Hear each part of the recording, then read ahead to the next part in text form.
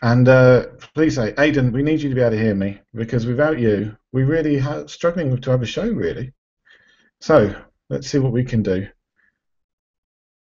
Aiden, Aiden. Oh, nightmare. What a nightmare session we're having here because so far we thought we were doing quite well. And then the next thing you know, we thought we had everybody. We thought we had everything we needed. But no. Okay, so I think what we're going to have to do, people, is we're going to have to put your hand up, ask your questions, and then we'll type the questions out, or hopefully Aidan will be able to see them as well. Okay. And if you can do that for me, then you type the questions out, and I'll try and get Aidan to answer them. And hopefully he'll be able to hear us. So anyone, just put your question in. Because without your participation in this, it's going to be a very short-lived podcast, a very short-lived webinar. Because this is, quite honestly, it's a question and answer session, and we just want you to be able to get your questions out there. So anyone, put your hands up. Let us know what questions you've got to ask, and we will get it going.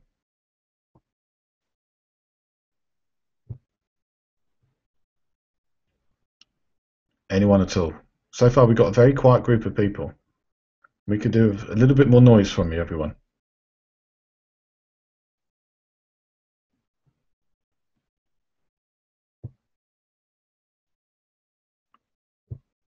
Anyone at all? Come on, people. It's going to be a very, very quiet, very short-lived podcast because, honestly, question and answer session without any questions, and especially with the problems that we've got, the technical problems, that's going to be difficult to do. So I'm just going to check.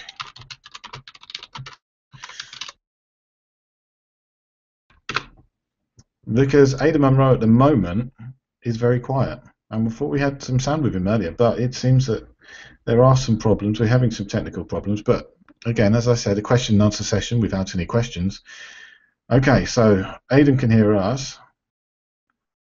Okay, so we have a question. And hopefully we can get Aiden to answer it. So Aiden, we need you to turn your microphone on if there's a problem. Check that your microphone is on.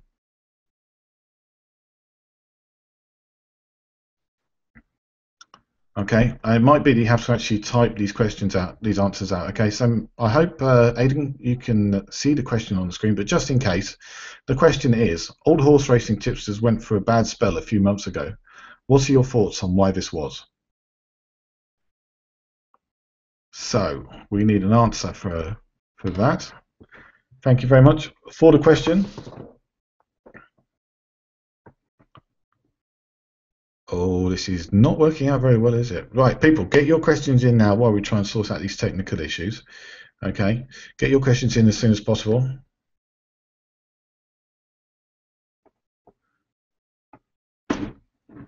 Okay, so what we're going to do is we've actually got a client with a question, and we just want to make sure that his microphone is working because we could have one of those nights where nothing works. So Veselin, I'm about to turn your microphone on. Veselin, I'm about to turn your microphone on. Veselin, can you hear me? Hello, you hear me? Yeah, I can hear you. Now, Veselin, first things first, can you make sure that your speakers are turned quite a long way down or put some headphones in? Yes, great. Oh, that sounds much better. Oh no, I can still hear myself in the background. Okay, so Veselin, what I'd like you to do is I'd like you to ask your question, and I will stay quiet. Yes, okay. Go for it. Should I ask it now? I would like to hear Aiden's opinion about back and lay horses systems, when you back horse early in the morning at early price and try to lay the horse later at lower price for a guaranteed profit or a free bet on the horse, effectively. Okay, so I'm going to turn your mic off now because we're getting a lot of feedback, so I'll just summarize. Okay, so Veselin, just to summarize, I think you're asking about trading. Okay, so that's where you get your bet in early in the event where the odds are high, and then you wait for the odds to go down, and then you trade out. Is that correct? That's correct. Okay. Exactly, Stuart. That's oh, correct. See, I cut you off there. Oh, I'm muted. That wasn't good. Okay, Veselin, do you have a pair of headphones you could plug in? Yes. Could you plug those in, or earphones or anything, because I can hear my own voice come through.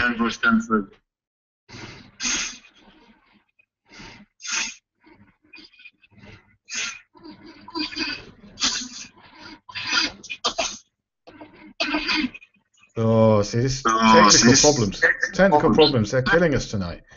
Aiden, can you hear me? Try talking for me. Oh, this is not good. See, now this was working before. We've had this working absolutely fine. Okay. So I'm going to bring Jason back in so Jason can help me out. Jason, can you help me out here? Hold on. All right, Stuart, you there? Hi, I'm here. Keep unplugging my... See, now we've got someone back. See, this is what's happening. I think we're going to continue having some major technical problems tonight, but Aiden, I can hear you. Can you hear me? Right. I can, but I've got music in the background. You got music in the background? Is it the same with you? No, I've got no music at all in the background at this end. Can anybody else hear music? Jason? No, can't hear any music, but it's coincidental because each time I pull my microphone jack out, it seems to cut Aiden off. So I'm wondering, if I'm the cause of the problem. I'm sure that's not the cause of the problem, but what I'm going to do is, Aiden, can you count to 10 for me? And I'm going to turn off Jason's microphone.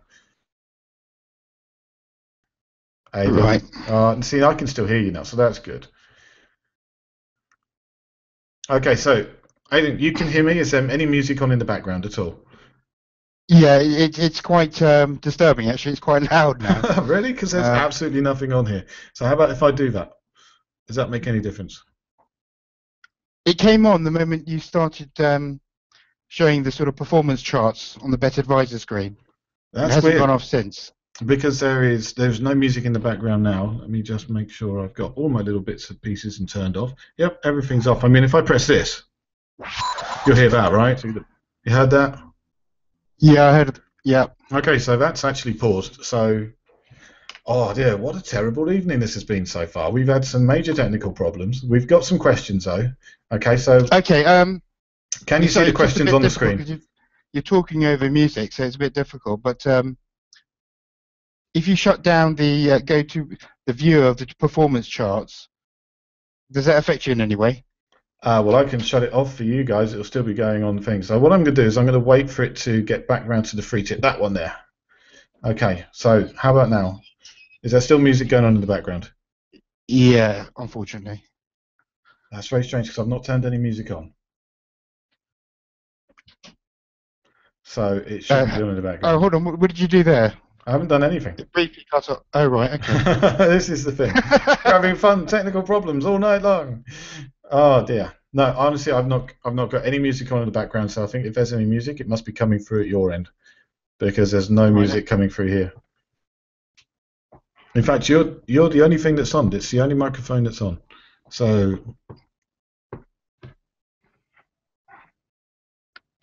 Just going to try something else. Hold on, bear with me.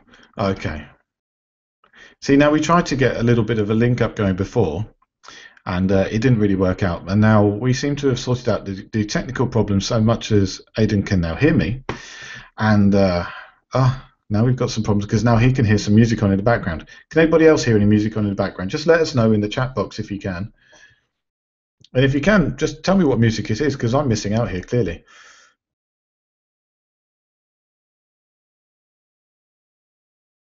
Nope, just me. Apparently it's just me. Okay, so we're going to bring back in Jason. We're going to have a quick chat to Jason, because Jason is one of our regulars on this show now. I think this is, what, the third or the fourth? Is this the third or the fourth webinar you've been involved in, Jason?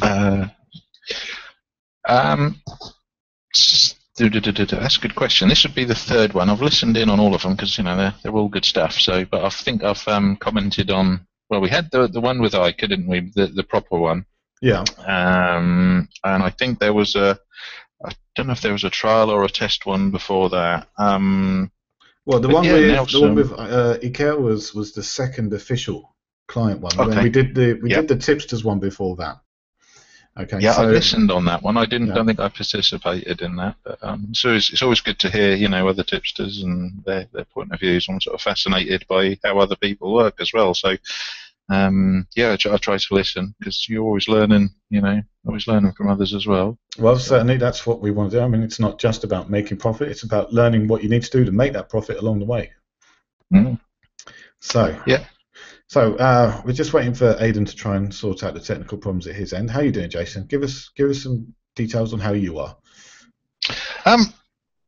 Fine, yeah. Sort of just now looking at the weekend's matches coming up. There seems like there's been a long break at the moment. It was only sort of 1 week out for international duties, but that sort of weekend off is sort of thrown me all out. It seems really strange. Yeah, and we've got some matches coming up this weekend that should be quite good. I mean, I think everybody who's listening probably knows I'm a big football fan, and you know, I've dabbled in the horse racing as well. So tonight's going to be very good. I understand Aiden Monroe has everything clear at his end. Aiden, are you with us?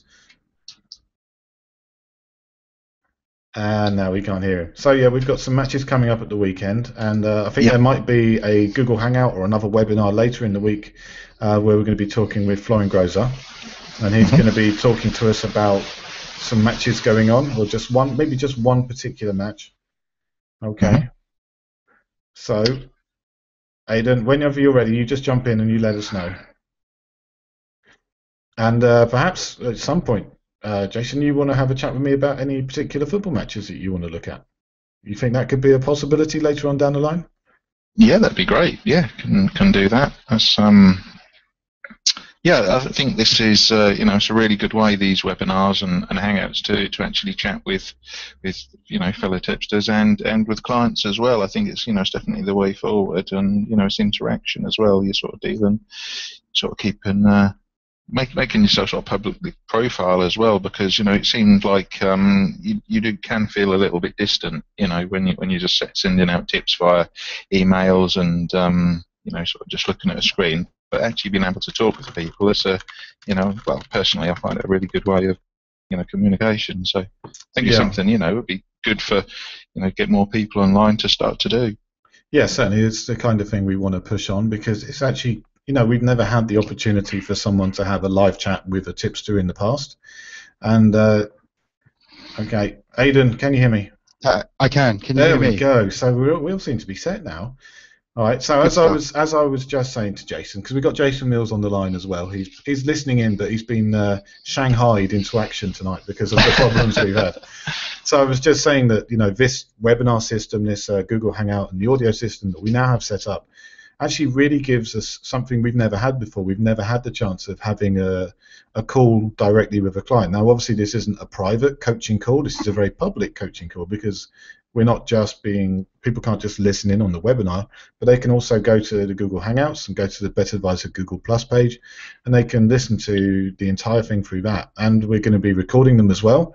So everyone who's listening to this, whether it's now or in the future, will understand all the technical problems we've had. But I'm very hopeful they're a thing of the past. How's that sound? Good stuff. You're right. Okay. So, Jason, thank you very much for your help, and I'm sure you'll be featuring on a webinar sometime in the future. And people should keep an eye open on for the Facebook pages, Twitter, Google+, LinkedIn, everything else we've got, just to make sure that they know when that's coming up. Thank you, Jason. Have a good night. Brilliant, and you. All right. So, Aiden, it's just you, me, and the listeners. Okay. All right. So. Well, I mean, if anyone wants to ask any questions, you know, do fire away. Quite happy to answer them. Or if there's anything, you know, they'd like to know from in terms of where I think the service is going, or just any, you know, anything in broad terms, really. Okay. If we have to answer them. If we start off with broad terms, why don't you tell us about the service that you provide, and then we'll go on from there. Right. Okay. Well, basically, what I do is obviously try to find selections that are underestimated in the market.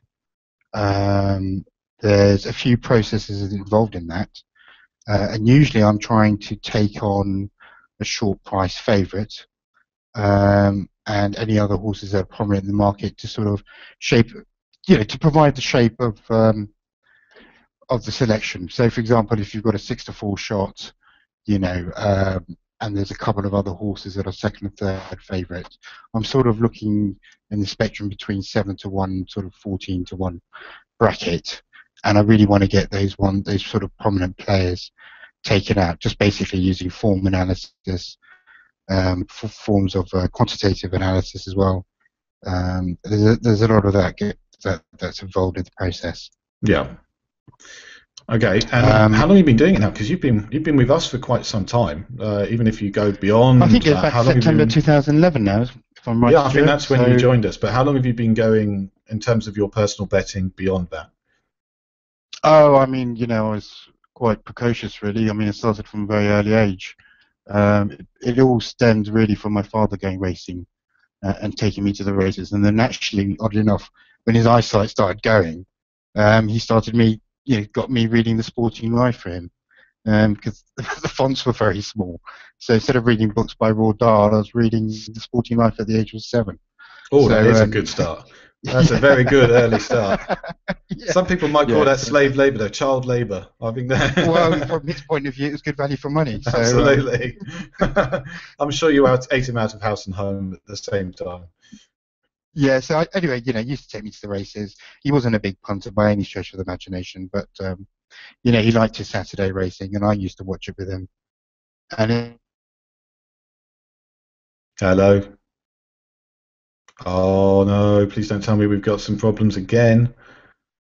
Aiden, come on, come back to us.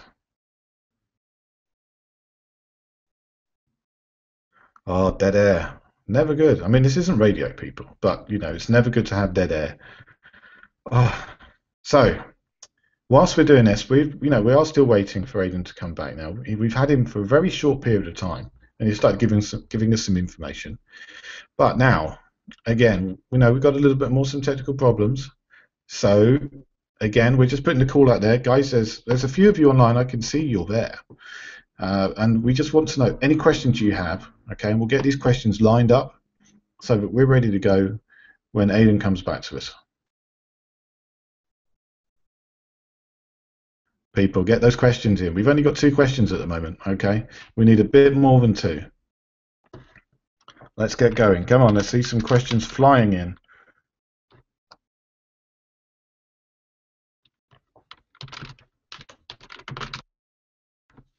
Come on, people. We need a bit more here. Need a bit more from you because this is an interactive activity, okay? And if you're not active, does that make you inter? I don't know. No, if you're not keeping active in this, if you're not communicating with us, then it makes it a little bit more difficult for us to have any kind of conversation with you.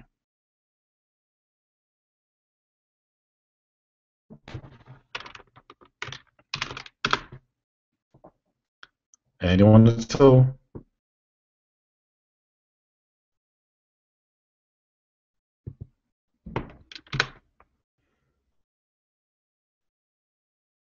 Okay, so we've got another question in. And again, we're waiting for Aiden to come back to us.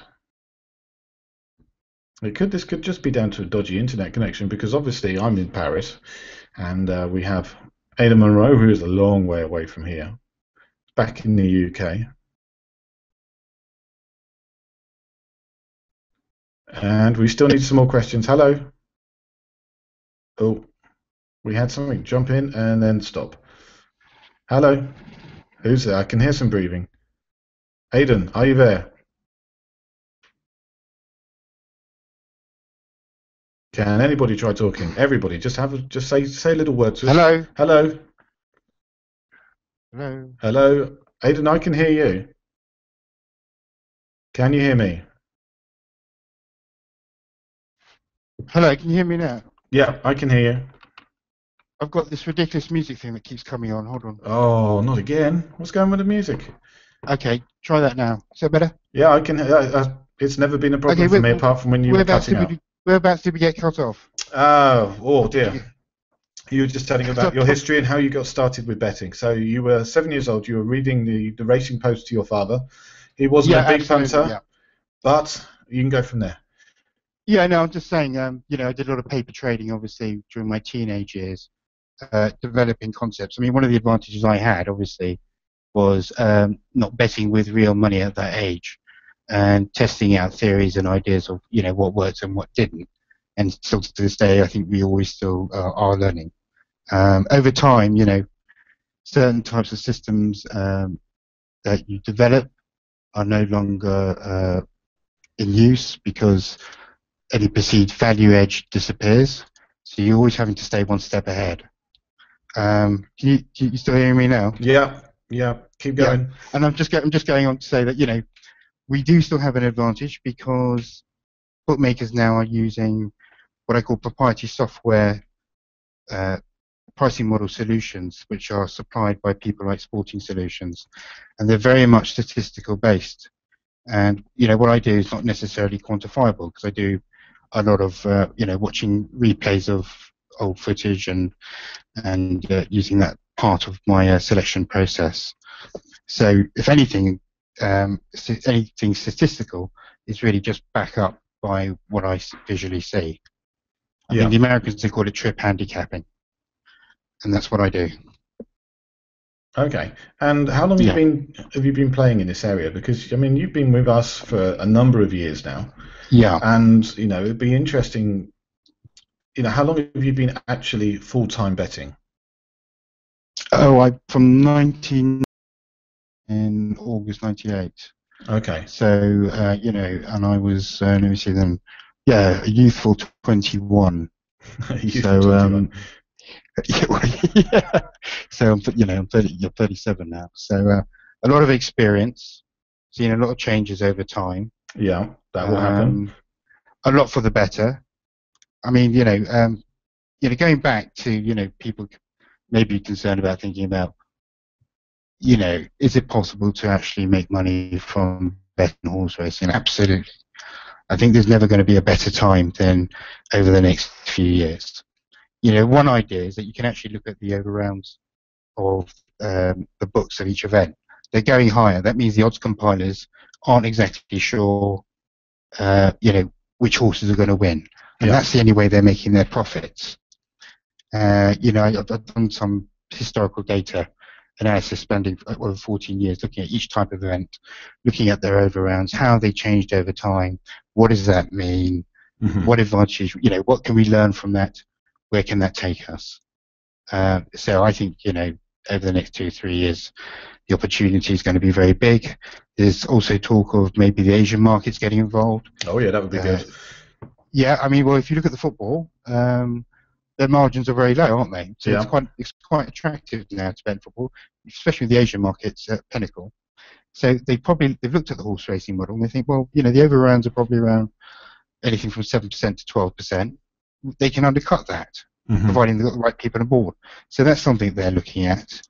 And at the moment, it's obviously quite difficult for people to get on without their accounts being restricted. So something like Pinnacle, if they were to an organisation, I think FBO at the moment are already doing it. They're doing a tote monopoly. It's not exactly the same thing, is it? But yeah, because I know. We're very fortunate in the sense that we don't have a monopoly like the Americans. Their percentage take out 27%. Yeah. So we're very fortunate, and we should try and make the most of it while we can. Yeah, certainly. I think Australia has a similar setup where everything goes into one big pot, and you're not quite sure what your winnings are going to be before the race is run. Yeah, absolutely. Actually, Australia have done a very good thing. There's an interesting article which I saw last week where there's a guarantee that they have to accept a minimum bet. Something like $20, is that right? No, I think it's going to be a bit more than that. But most of the bookmakers over there have signed up to it. Yeah. Oddly enough, Ladbrokes haven't. Really? So, I thought it was part of the regulations now that everyone had to do it. No, well, Ladbrokes managed to stay out of that for a little bit. They're meant to have done it, but they haven't. It's the reality of it. Well, that's never good. Exactly. So, I don't think that's going to put them in a good light. But if we had something like that over here, that would be fantastic, wouldn't it? It certainly would, wouldn't it? I mean, because that's one of the things that a lot of people, face is account closures and not being able to get bets on, and account restrictions as well. So if we could... I mean, there are some ways around that. I mean, maybe of course. I'm quite happy to touch on that. What measures that some people can take to sort of either prolong their accounts. But you have to be quite clever, because one of the things they don't like is the withdrawals. If you're constantly depositing money and then constantly withdrawing money, they don't like that. They can rather do that type of business. I know that because I've spoken to one of the odds compilers at Bet365, who I know quite well. I would also consider maybe splitting stakes, so it doesn't look like you've got a large amount on. So if you're having your you wanted a 50 quid each way bet on something, then I would suggest splitting it to 2 bookmakers, 25 each way or something like that. Yeah. I would also, probably place a losing bet with the same firm and a winning bet with another firm on my next selection. It's just it's something that people should have more thought about it, I guess. Yeah, when I was back in the UK, it was one of the things that I used to do quite regularly was work out a selection where the odds were pretty even on both sides in a two-event market. So going one side or the other. So tennis or football, you can bet without the draw. And I would often have a setup where I would bet on one side, and then another bookie, I'd have another bet on the other side. And that one on the bookie, I would expect to lose, and on Betfair, I would expect to win, so that I can transfer my money into Betfair, where I'm not going to get closed down or anything. So, right. There's a useful. I don't know if people are aware, but there's a thing called Skrill, which you can just use one account and move it between bookies. But I've never used it myself, but I know some people that do, and they say that's quite useful. And you can transfer money from one account to one bookie. It's 24-hour day. Turnover. I think there's a small charge, but some people use that. I think Neteller offer a similar service as well. So there's Neteller, there's Skrill. I think PayPal as well maybe do that. There's and PaySafe as well. Hours, I'm not sure they do. But. I'm not sure about PayPal. I think Neteller do. I'm not fully up to date on all of those things. So there's enough at BetAdvisor to keep me busy. Let's put it that way. Okay, so we've got some questions. Can you see the questions on your screen? There should be a little tab on the thing. Okay, I can ask the questions because then everybody gets to hear them. So sure. The first question we've got says, all of the horse racing tipsters went through a bad spell a few months ago. What are your thoughts on why this was? Oh, well, I wouldn't want to speak for anyone else. It's a fair point because actually summer you would expect the best time to make money when the ground is consistent. However, from my research, from what I've been doing, is that's not necessarily the case. Each course now, clerk of the course, have different watering policies. Some of them can be used them to the extreme. You can easily check this out by just literally checking the results. What I do is I always do analysis after what happened there, and you can check the results, and you can actually see that sometimes when they say it's good to firm, it's actually good to solve. A case in point would be last Saturday when I tipped a horse. I think I left it until about 1:30 in the afternoon. Horse running at first that needed good to firm ground. I actually called up the clerk of the course, and he said it was good to firm. Oddly enough, after the first race, they changed the going description. So, I was actually biting at the bit, really frustrated about that one. Yeah. Weather's unpredictable. I mean, I guess tipsters have to send their information early to give clients a chance to, because of course some clients would like to read analysis and have time to prepare.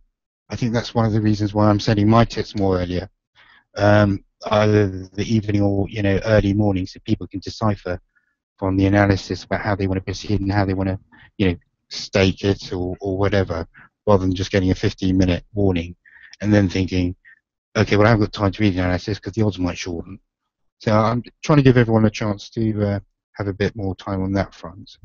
Yeah, so I'm just getting a bit of a tangent now, aren't I? No, I mean that's fine. No, one of the things, I was just going to say one of the things that we often hear is that the odds do change very, very quickly on selections. Not specifically your ones, because you do tend to place your selections a little bit later in the day. So people seem to have a better chance of getting on yours than some of the other tipsters maybe.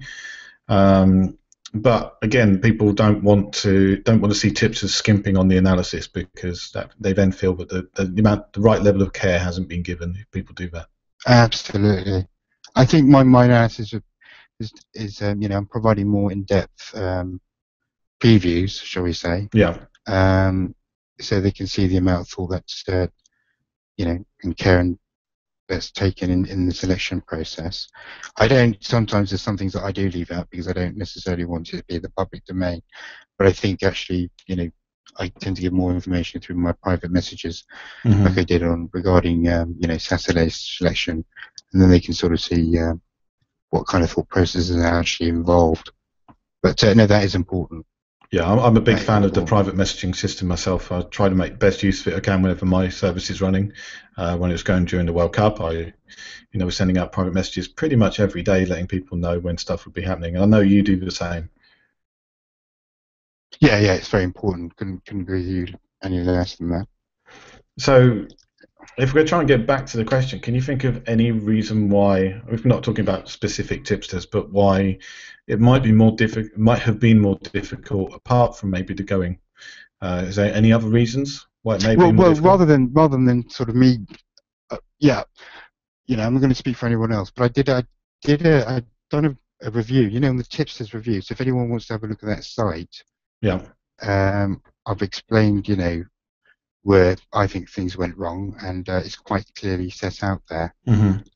I sent out a private message at the end of June that was actually going to go back to the processes that actually made the service very good to begin with. And back in January on my Facebook page, I had mentioned that I was developing new ideas and that had been tested for over the last year. But actually, when you put things that you test in theory, doesn't necessarily work in a practical environment. To my detriment, that was very much the case. So we are going back to sort of basics. I'm doing things more thoroughly. I've got various checklists. I've still got various programs that I rely on, but the overall deciding factor is always going to be based on what I think is a value bet. So I think we've seen the fruits of that now. I think July was a good month. August should have been better. I appreciate that.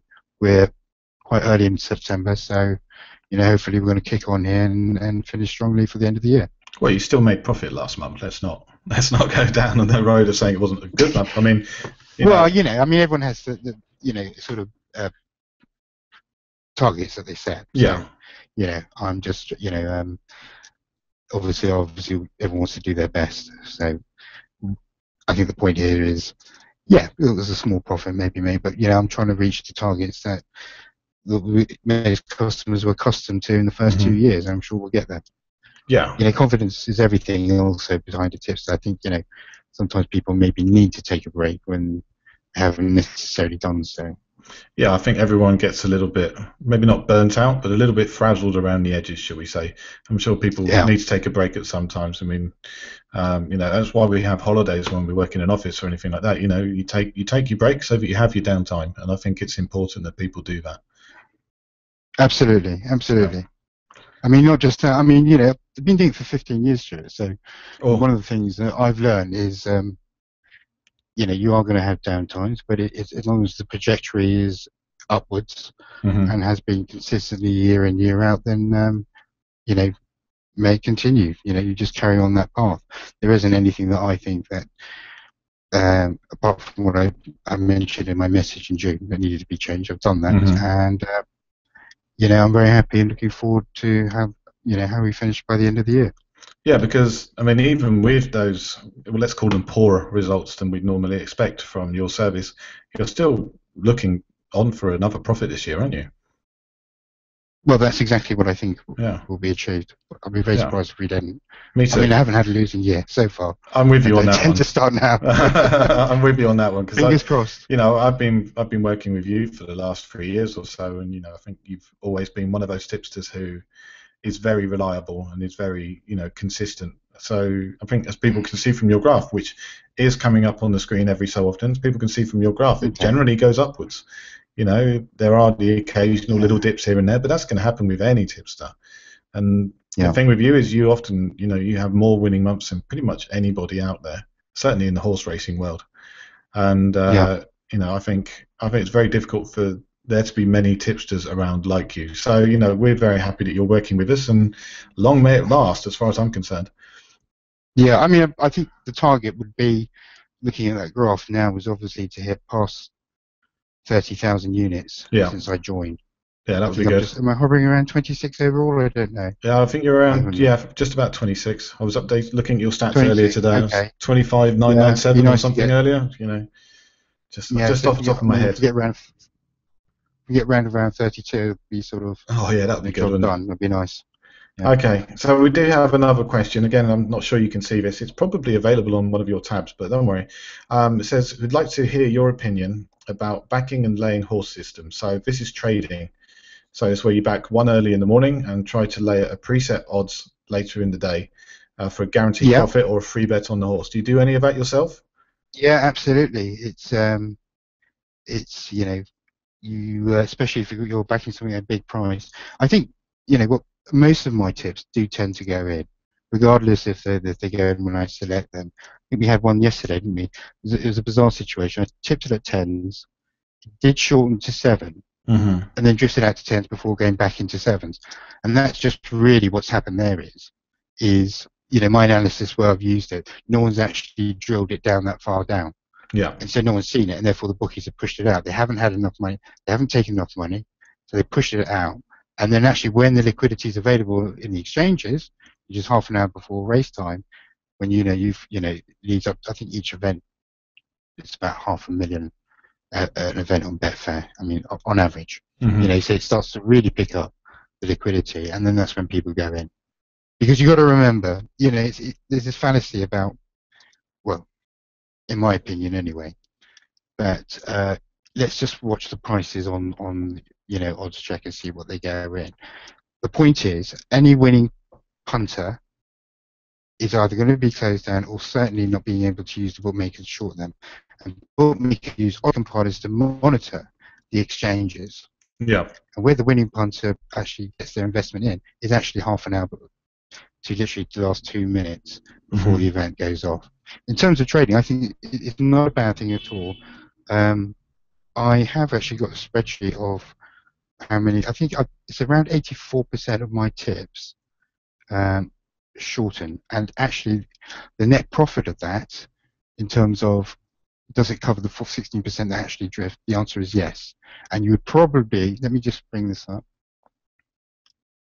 be making around 11.8%. That's pretty And that's good. at the general price. That isn't at best prices. You wouldn't need a lot of money if you're basically betting through a bookmaker and then laying on the exchanges.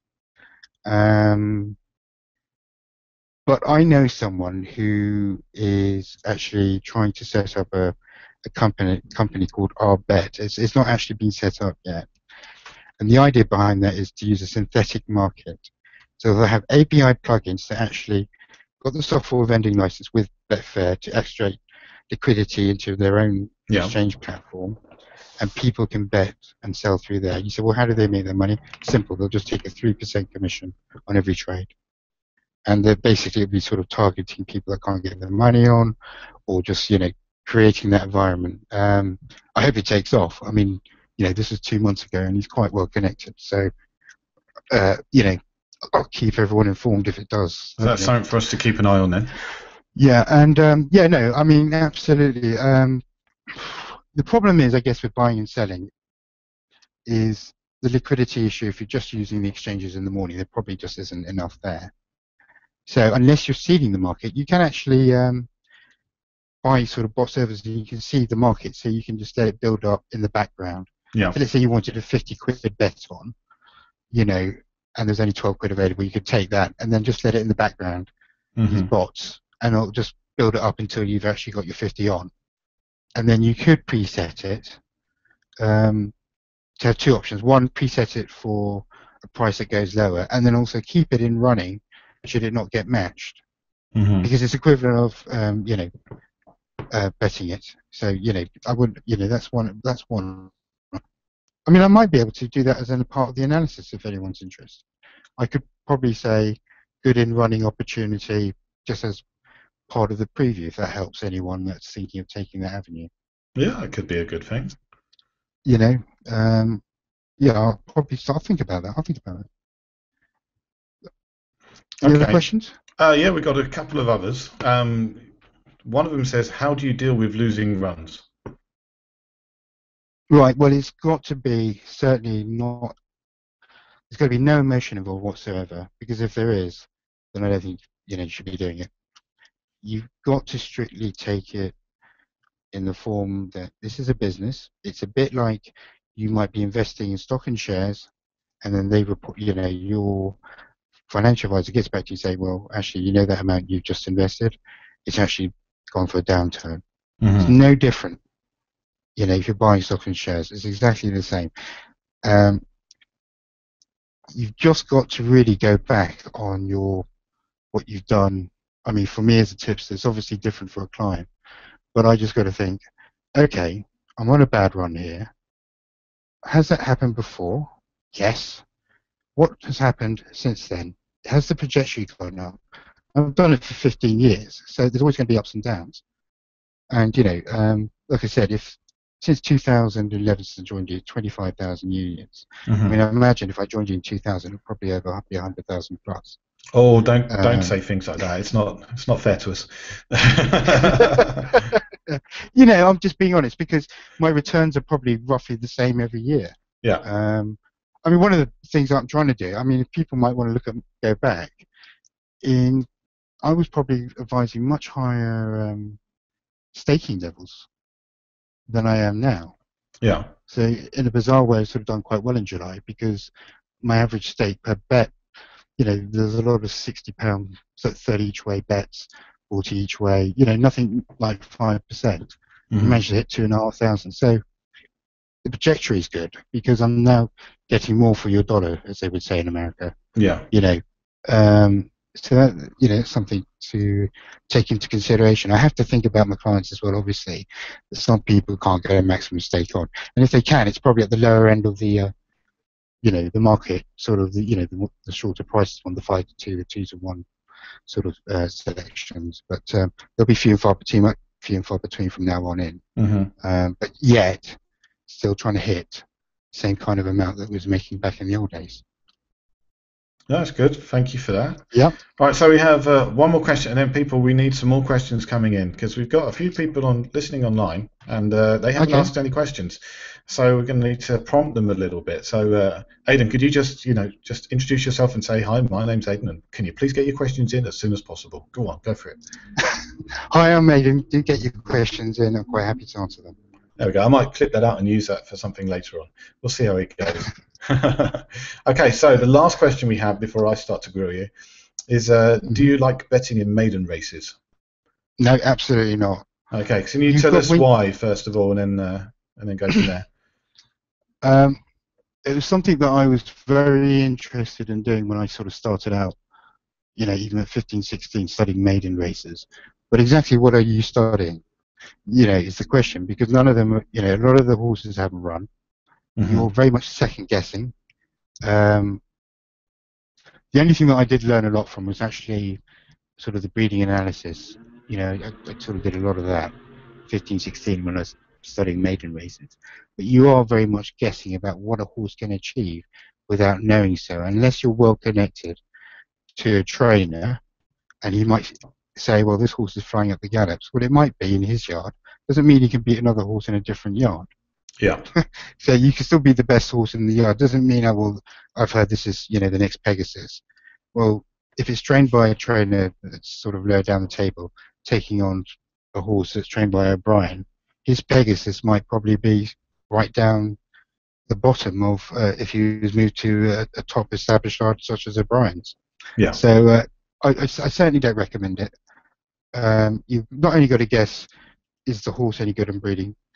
Is he going to be green? Is he going to be precocious? Is he going to be trying?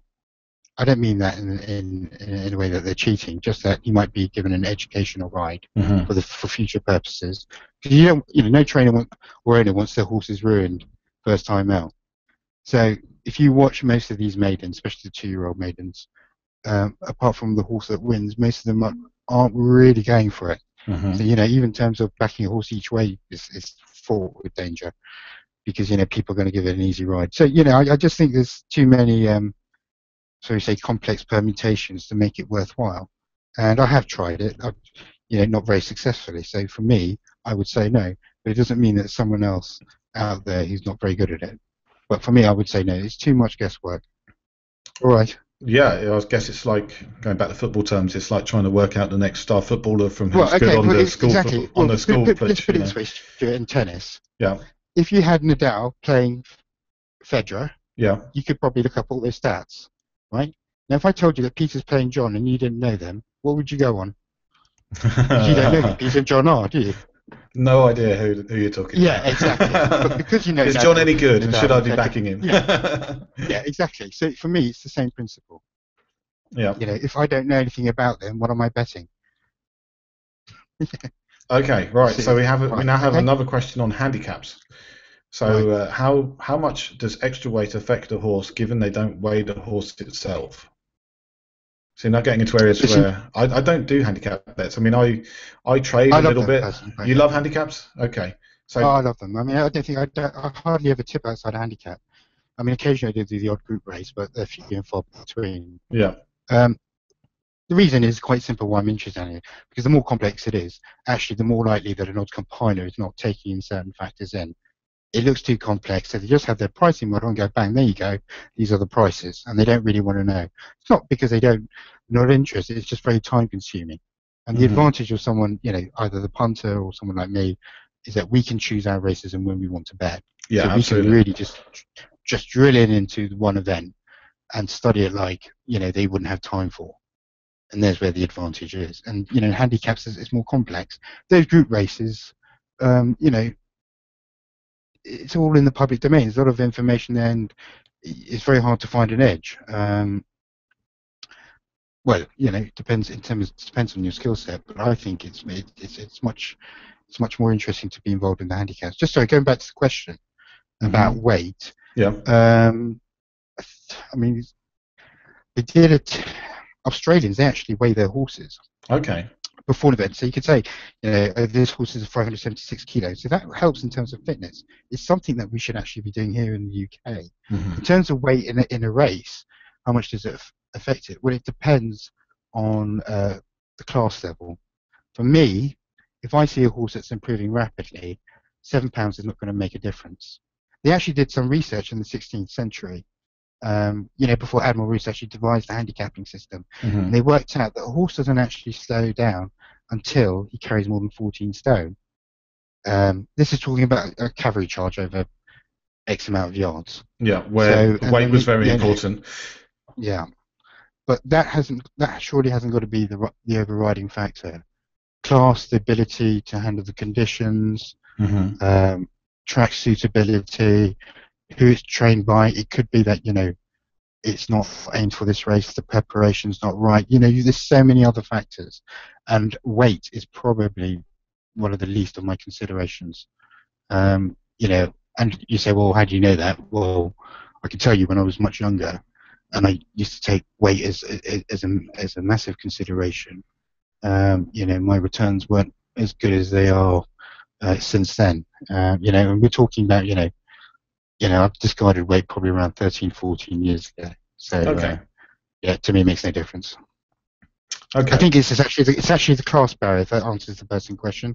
Yeah. So, for example, if a horse is going £7 up in weight, but he's dropped in class, and that's sort of negated.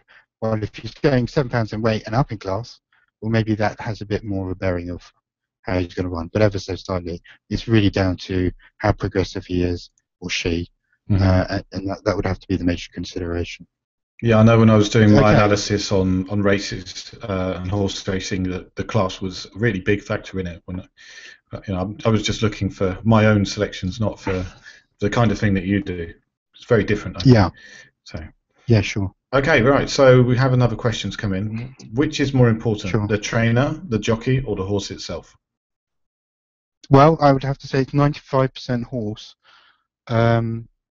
I'd even say it's 98%. I mean, for example, let's use Frankel, probably the best horse we've seen in the last 25 years or ever in the UK. Would it have made a difference whoever rode that horse? I don't think so. Where jockey comes into it is, for example, in handicaps, those races are much more, they do require a good jockey because it can make the difference in a finish, the timing. If you look at Ryan Moore, no other jockey times his runs. Whether he gets beat or wins is immaterial, but he's usually in the right place most of the time. The problem is, from a professional punter's point of view, is they factor him riding it into the price model. So, you know, when he's riding a horse, he's usually, if it's ridden by anyone else, it'd probably be twice the price. You've got to take that into consideration. You know, it's the overall picture. What I would be looking for is probably, you know, sometimes a decent claimer. I mean, once, you know, Ryan Moore was a decent claimer, or Lester Piggott, or McCoy, you know, all the best jockeys were once claimers. You got to try and spot some talent. Not necessarily when they're claimers, but just, you know, they're sort of making their way up. You could sort of drill down their stats year in, year out. Are they doing better? Are they riding winners that aren't expected according to the market expectations to win? Are they getting, you know, more place finishes? And you can monitor that and take that into consideration. I mean, I did it when William Buick, before he moved to John Gosden, I made quite a bit of money, you know, backing him. But he's now a household name. So again, the bookies are going to consider people like him and Ryan Moore, and certainly Richard Hughes as well into that bracket. But it's 98% horse. I would say the trainer probably has more of a bearing than the jockey in a way, simply because how they train it. They don't take care of their horses in the yard. You know, we've had 2 trainers actually being disciplined for gross misconduct of how they look after their horses. The horses aren't happy, they're not going to run well. You don't take care of them, you don't feed them well, you know, all of that. So I do a lot of modus operandi of trainers' methods. Go onto their websites, I look at what they've done, you know, what's the environment like, also the staff that they employ. You know, I could explain one trick, I can't remember the back of my mind, is the National Hunt trainer who had done previously well the year before, Charlie Launceston it was, and then he had a blip where he wasn't doing well, but I hadn't known that he changed the his staff, you know, got new staff in, and that takes time for horses to get used to. Also the supplements of the food they were feeding them. So, you know, all these things can impact on how a horse performs. So I obviously do all those regular checks and update my profiles and you know, files, should I say. I have a dossier in every trainer, and I have to keep updating it. So it's it's a lot of work. Rather you than me. Rather you than me. I suppose I should do the same thing with football managers, but I'm not going that far into it, I think. Yeah. Well, you know, for me, it's all about finding something that someone isn't willing prepared to look for, because then you can find something and you can unearth a good price on it, hopefully, you know. Yeah. Okay, I hope does that answer the question. So I think it's certainly 98% horse, you know, 2% jockey. I mean, if you're backing in a race where it looks between one or two of the other, and you think it's going to be a close thing, then obviously, you know, the jockey come into consideration. But you know, other than that, you know, it's all about ability of the horse for me. Okay, right. I mean, you know, yeah. Sorry, go on. Go on.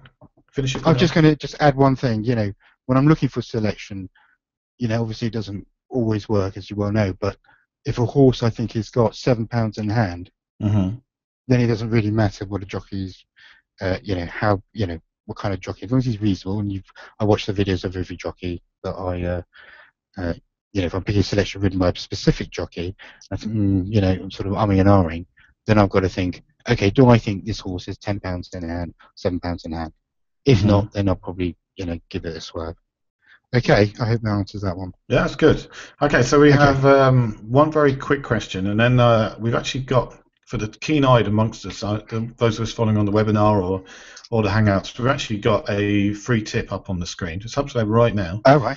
Okay, and I'd just like you to talk us through that. So first thing is the last question. Okay, I'd like to thank everyone for joining us before we do this. And is the draw very important, or is it a distraction put in by the bookies? That's the last question. The draw's important at certain courses, certainly, Chester, but also it's actually important in certain distances, and actually surprisingly not at the distances that people would think, where it's very relevant. You know, you could break down what you can easily do, and also it's actually the draw it's dependent on the ground as well. I mean, you know, is fast ground at Chester, low draw a big advantage? Yes.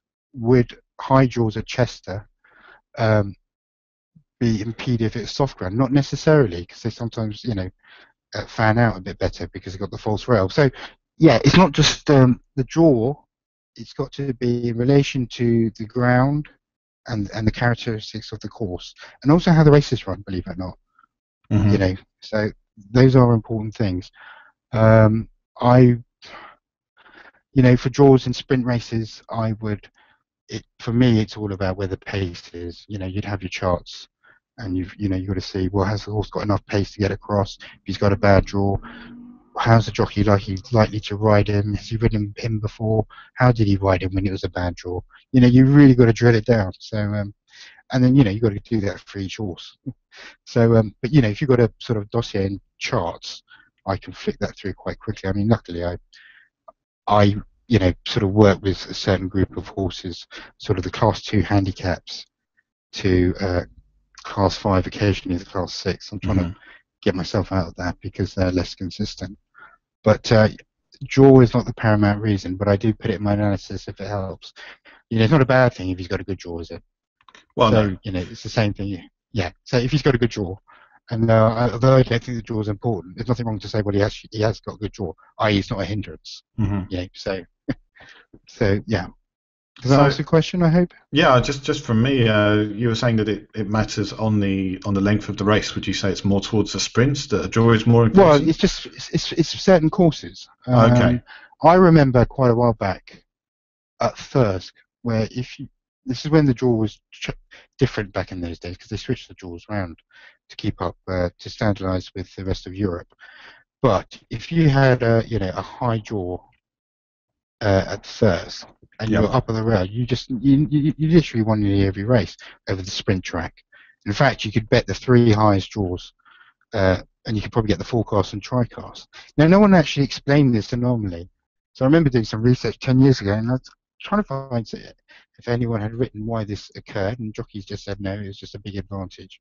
So I remember calling the clerk of the course, and he said no, it's just one of those things. He didn't really explain it. So I remember going to Thirsk, and what it was is that they had the sprinklers in the middle, and the diameter of the sprinklers didn't reach the far rail. Oh dear. So when they were watching the ground, it got boggy in the middle. It was uneven, and so if you got to that far strip, because the water hadn't reached right against that end strip by the rail, horses were running on faster ground. No wonder they were winning all the time. There you go then. So so there you go. Okay, so last thing, as I said, we're giving away a free tip to anybody who's here. Okay, so the people who joined us, they'll be able to see it on the screen right now. We've got a bet in Kempton for this evening at 9:15 at Kempton. I understand you've gone for Lorraine each way. Could you give us just a quick reason, a quick explanation as to why you chose that horse? Simply, he's very much a Kempton horse. If anyone watched her win over a mile, she lost around 6 lengths around the turn. She had to make up 12 lengths within a furlong. She did that and won decisively, winning 2 lengths. She then was given an uncompromised ride when she ran up, stepped up and tripped again at Kempton, flew home, made up about 8 lengths. Since then, she hasn't run at Kempton. She's only had 2 runs this year. It's the end of the year, so she's coming in relatively fresh. She ran at Lingfield on the polytrack on her penultimate start, and that run indicated, she hasn't gone backward or anything. The sharp nature of the track didn't suit her, but she stayed on well there. And last time it was just on turf on soft ground, and she's run turf soft ground before and got well beaten.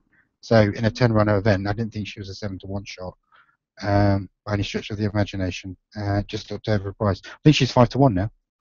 Oh, that's good. So that's what you want. Right. So yeah, there you go. Whoever thought about buying and selling back then. Yeah, absolutely. Yeah, there you go. All right, so Aiden, thank you very much for your time this evening, and also thank you to everybody who sent in a question. And even if you just listened in, we hope that you'll have a chance to join us on a future webinar and get your question out there. Sure. It's been an excellent Just want to evening. apologise to everyone earlier with the technical issues. I do apologise. Yeah, these things happen. It's the first time we've done a webinar with you, so we're expecting some teething problems along the way, and It's good that we got it all out of the way, so that next time we won't have these issues, and I hope that we will be able to get you back on in the future, because it's been absolutely. been very interesting. I mean, it's a good thing, isn't it? Interaction. I mean, it's a nice way of doing things. Yeah, absolutely, and hopefully it'll be better next time. Yeah, hopefully we'll be able to have a client who's feeling courageous enough to actually talk as well, and get their question out to you. Okay, great stuff. Good stuff. All right, Stuart. Thank you everyone for coming, and Bye, specifically thank you, Aiden. Thanks for listening. Have a good evening. Bye. Bye.